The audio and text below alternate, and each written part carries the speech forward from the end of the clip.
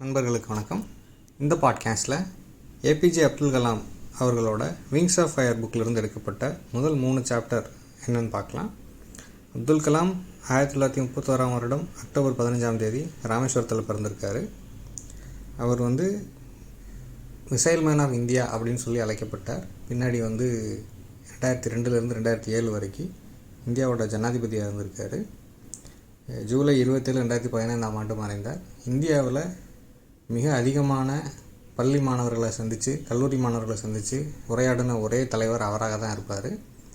அந்த அளவுக்கு அவர் தொடர்ந்து உரையாடலே இருந்தார். அவர் பதவியில் இருக்கும்போதும் ஜனாதிபதியாக இருந்து ஓய்வு பெற்ற போதும் அவர் உயிர் துறக்கும் வரை, அவர் இறந்தது கூட ஒரு கல்வி நிறுவனத்தில் பேசிகிட்டு இருக்கும்போது தான் உயிரை விட்டார். அந்தளவுக்கு ஒரு இன்ஸ்பைரிங்கான ஐக்கானாக இருந்தவர். இன்றைக்கி அவருக்கு அப்புறம் ஒரு முன்மாதிரி ஆளுமை அப்படின்றவங்க தமிழ் சொசைட்டிக்கோ இந்தியாவுக்கோ இல்லை. எல்லாருமே வெறுப்பை விதைக்கக்கூடியவங்களாக, ஒன் சைடட் வியூ பாயிண்ட்ஸை முன்வைக்கக்கூடியவங்களாக தான் இருக்காங்க. இந்த சூழ்நிலையில் அப்துல் கலாம் மாதிரி ஒருத்தரோட பயோகிராஃபி சிலபஸில் இருக்கிறது கொஞ்சமாவது நல்லதை உருவாக்கும் அப்படின்னு சொல்லி நம்பலாம். முதல் சாப்டரில் அவரோட வாழ்க்கையில் முதல் 15 வருடங்கள் நடந்த சம்பவங்களை சொல்கிறாரு. ராமேஸ்வரம் எப்படி ஒரு ஸ்பிரிச்சுவல் டவுன் அப்படின்னும், அங்கே எப்படி இஸ்லாமியர்கள் மற்றும் இந்துக்கள் ரொம்ப க்ளோஸ் ப்ராக்சிமிட்டியில் மிக அமைதியாகவும் நட்போடவும் வாழ்ந்தாங்கன்னு சொல்கிறாரு. அவங்க அப்பா பேர் ஜெயினுலாபுதீன், அம்மா பேர் ஆஷியம்மா. அவருக்கு அவங்க பேரண்ட்ஸ் தவிர்த்து வீட்டில் அவர் 3 அண்ணன்கள், ஒரு தங்கை. இவர் ரொம்ப செல்ல பிள்ளையாக தான் இருக்காங்க. பட் இவர் என்ன ஃபீல் பண்ணுறாரு அப்படின்னா, சின்ன வயசில் என்ன ஃபீல் பண்ணியிருக்காருன்னா, அம்மா கூட அப்பா கூட கம்பேர் பண்ணும்போது தான் உருவத்தில் அப்படி அட்ராக்டிவாக இல்லை அப்படின்ற ஒரு நினப்பு அவருக்கு இருந்திருக்கு. ஸோ அவங்க அப்பாவும் அந்த பெரிய கோயில் சாஸ்திரியான பக்ஷி லக்ஷ்மண சாஸ்திரியும் ரொம்ப நெருங்கிய நண்பர்கள் அப்படின்னு சொல்கிறாரு. அவங்க அப்பா எப்படி ஒரு ஆன்மீகமான ஆள் அப்படின்னும் ஒரு டிசிப்ளின்டான ஆள் அப்படின்னும் அவர் சொல்கிறாரு. ஒவ்வொரு நாளும் சாயங்காலம் ப்ரேயருக்கு மசூதிக்கு கலாமை கூட கூப்பிட்டு போகிறவர். அவரை தேடி வர்றவங்களுக்கு ஆலோசனைகள் சொல்லுவார். கலாம்கிட்ட என்ன சொல்கிறாரு அப்படின்னா, ஒவ்வொரு மனிதருக்கு வரக்கூடிய பிரச்சனைகள்லேருந்து சொல்யூஷன்களை அவரே கண்டுபிடிப்பாங்க, இல்லை அவங்களே புரிஞ்சுட்டாங்கன்னு சொல்கிறாரு. இப்போ கலாம் கேட்கும்போது, அப்புறம் உங்களை தேடி வர்றவங்களுக்கு நீங்கள் ஏன் ஆலோசனை சொல்கிறீங்க அப்படிங்கும்போது, அது ஒரு தனி மனிதராக நட்பு சூழலில் ஒரு சமூக சூழலில் நான் அந்த இடத்துல இருக்கும்போது வர்றவங்களுக்கு நம்ம ஆலோசனைகள் சொல்ல தான் செய்யணும் அப்படின்னு சொல்கிறாரு. அவங்க அப்பா ஒவ்வொரு நாள் காலையில் 4 மணிக்கே எழுந்திரிச்சு அவங்க 4 மைல் தூரத்தில் இருந்து அவங்க தோட்டத்துக்கு நடந்தே போயிட்டு அங்கேருந்து தேங்காயெல்லாம் கொண்டு வருவார் அப்படின்னு சொல்கிறாரு. கிட்டத்தட்ட அவங்க அப்பா 60 கடைசிகளில் 65 வயசுக்கு அப்புறம் வரை கூட அதை ஒவ்வொரு நாளும் செஞ்சுக்கிட்டு இருந்தாருன்னு சொல்கிறாரு. அவங்க அப்பா தாண்டி கலாமோட வாழ்க்கையில் அவரோட வயதில் கூடின 2 பெரியவங்க யார் அப்படின்னா, ஒன்று ஜலாலுதீன் அப்படின்றவர். அவர் கலாமோட சொந்த சகோதரியவே பின்னாடி திருமணம் செஞ்சுக்கிட்டாரு. அப்புறம் சம்சுதீன் அப்படின்றவர். இந்த சம்சுதீன் அப்படின்றவர் அங்கே அவங்க ஊருக்கு நியூஸ் பேப்பர் விநியோகித்தவர். 1000 காப்பி அப்பயே 1000 குடும்பங்கள் பத்திரிக்கை வாங்கி படித்தாங்கன்னு சொல்கிறாரு. தினமணி பத்திரிக்கை தான் விரும்பி படிக்கப்பட்டதுன்னு சொல்கிறாரு. கலாமுக்கு அவரோட வகுப்பில் பெரும்பாலும் பிராமண தோழர்கள் தான். அவங்க கூட தான் அவரோட நேரமெல்லாம் போகுது. தொடர்ந்து இந்த சாப்டர் முழுக்க அவர் எப்படி ஒன்றா கற்றுக்கிட்டாரு, படிப்பு விஷயத்துக்கு கூட எப்படி தன்னை இணைச்சிக்கிட்டாரு. அங்கே எஸ்டிஆர் மாணிக்கம் அப்படின்னு சொல்லி ஒரு ரெவல்யூஷனரி லீடர் இருக்கார். அவர் வீட்டில் இருந்த புக்ஸ் எல்லாம் எடுத்து படிக்க அவர் அனுமதிக்கிறாங்க. அப்புறம் சம்சுதீன் வழியாக தான் நியூஸ் பேப்பர்லாம் படிக்கிறாரு. அண்ட் இந்த சாப்டரில் பெரும்பாலும் அவர் பிறந்ததுலேருந்து 2ஆம் உலகப் போர் முடிஞ்சு அந்த இந்திய சுதந்திரத்துக்கு முன்னாடி வரைக்கும் அவர் வாழ்க்கையில் நடந்த சம்பவங்களை தான் சொல்கிறார். இந்தியன் இண்டிபெண்டன்ஸ் மூமெண்ட்டை தினமணி பேப்பரில் ஒரு இளம் பையனாக, ஒரு 8-10 வயசு பையனாக ஒரு படித்து தெரிஞ்சிட்ட விஷயங்கள்லேருந்து சிலதை சொல்கிறார் அவர். அண்டு இந்த பத்திரிகை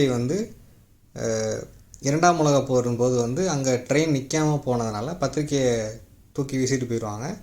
அவங்க ஊர்லேருந்து கொஞ்சம் தூரத்தில் அதை போய் எடுத்துகிட்டு வரணும். அதுக்கு சம்சுதீனுக்கு இவர் தான் துணைக்கி போகிறாரு.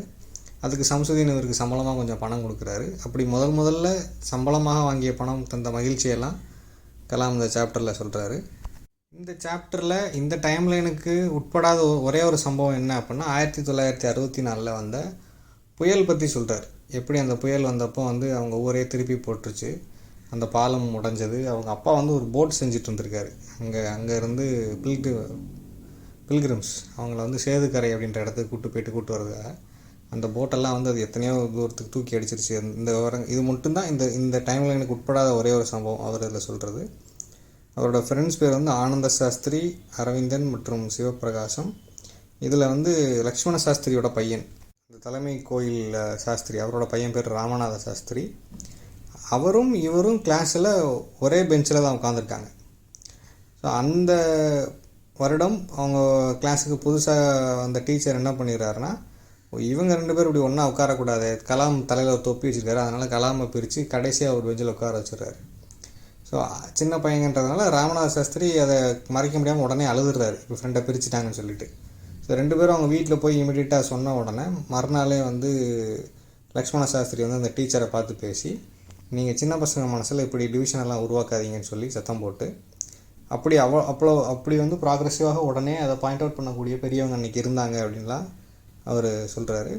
அண்ட் வந்து அங்கே இருந்த கோயிலில் உள்ள ரிச்சுவல்ஸில் இஸ்லாமியர்களோட பங்கையும் சொல்கிறார். இவங்க எப்படி வந்து அந்த இதுக்கு பல்லக்கு செஞ்சு தருவாங்க அப்படின்ற மாதிரி. இது தமிழ்நாடு எங்கே ஃபுல்லும் முழுசும் இருக்குது. பெரிய பெரிய கோயில்களில் வந்து அந்த ஊரில் உள்ள இஸ்லாமியர்கள் மத சிறுபான்மையினர் வந்து அவங்களோட ரோல் ஒன்று இருக்கும். அந்த மண்டகப்படின்னு சொல்லுவாங்க, ஒவ்வொரு நாள் ஒவ்வொரு மண்டகப்படின மாதிரி இவங்க ஆற்றக்கூடிய ஒரு ரோல், ஒரு பகுதி அந்த ரிச்சுவல்ஸில் இருக்கும். அந்த மாதிரி அங்கே ராமேஸ்வரம் கோயில்லையும் இருக்குது, அதை சொல்கிறாரு. அதுக்கப்புறம் அவங்க டீச்சர் ஒருத்தர் வந்து இவரை வந்து வீட்டுக்கு கூப்பிட்டு போய், அவர் அந்த ஊரில் இருந்த ப்ராக்ரெசிவான ஒருத்தர் அவர். அண்ட் வந்து அந்த வீட்டுக்குள்ளே இவரை சாப்பிட கூப்பிட்டு வந்தது வந்து அவரோட ஒய்ஃபுக்கு வந்து பிடிக்கல. ஒய்ஃப் வந்து என்ன சொல்கிறாங்கன்னா, இல்லை என்னால் பரிமாற முடியாதுன்னு சொல்லிடுறாங்க. அப்போ அவரே வந்து பரிமாறிட்டு கலாம் உட்கார வச்சு அவரும் பக்கத்தில் உட்காந்து சாப்பிட்றாரு. மறுநாள் வந்து மறுவாரம் நீ வரணும்னு சொல்கிறாரு. மறுவாரம் கலாம் அங்கே போனப்போ ஒய்ஃப் வந்து இப்போ பரிமாறுறாங்க. இந்த மாதிரி அங்கே இருந்த ரொம்ப ப்ராக்ரெசிவான அட் த சேம் டைம் ரெக்ரெசிவான அவர் ஃபேஸ் பண்ண ஒரு இஸ்லாமியராக ஒரு ஹிந்து ஹோலி பிளேஸில் உள்ள அங்கே எப்படி பில்கிரிம்ஸ் வந்துக்கிட்டும் போய்கிட்டு இருந்தாங்கன்னு சொல்கிறார். இப்போ வரைக்கும் வந்து அங்கே வந்து ஒவ்வொரு நாளும் வட இந்தியர்கள் வந்து பில்கிரிமேஜ் வர்றாங்க. ஸோ அந்த ஊரில் வளர்ந்தது, அவர் பார்த்த காட்சிகள், அதெல்லாம் இந்த சாப்டரில் சொல்லிகிட்டே வர்றாரு. இதுக்கு நடுவில் வந்து அன்னைக்கு இருந்த பர்சனாலிட்டிஸ், அது ஹிட்லரோ இல்லை வந்து காந்தியோ இல்லை ஜின்னாவோ, இவங்களெல்லாம் செய்தி பேப்பர் வழியாக எப்படி தெரிஞ்சுக்கிட்டாரு அப்படின்னு சொல்கிறாரு.